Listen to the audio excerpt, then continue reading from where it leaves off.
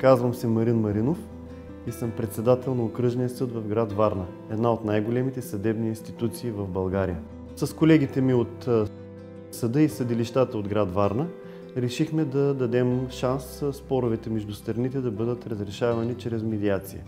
Нашата основна идея е, че медиацията всъщност трябва да се провежда извън съда, но до този момент никакви подобни наченки нямаше, или поне опитите да се провежда медиация извън съдилищата бяха доста спорадични. Ето защо решихме да дадем шанс, създавайки центъра към съдебния район на град Варна. Много често страните се обръщат към съда, без дори да са помислили дали не могат помежду си да седнат и да се разберат. Знайно е, че няма нищо по-добро от това хората сами да държат съдбата в своите ръце, да кажат какво искат и всъщност да постигнат спогодба. Това, което забелязахме в нашия опит до тук, е, че дела, които са минали през процедура по медиация, не влизат повече в съда. Медиацията потушава самия конфликт.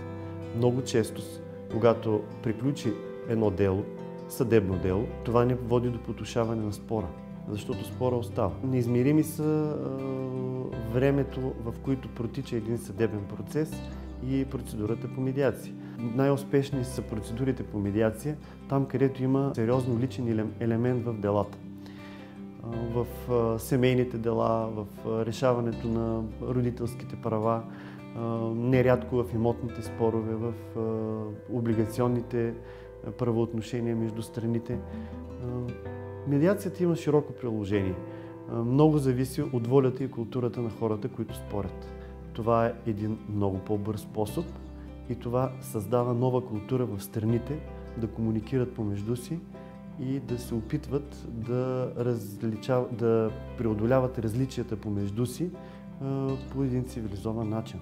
В едно добро бъдеще се надявам страните да се обръщат първо към медиатор, преди да подадат документи за водене на съдебен процес. Хората трябва да разберат, че съдебният процес е много скъпо удоволствие. Както за тях, така и за държавата.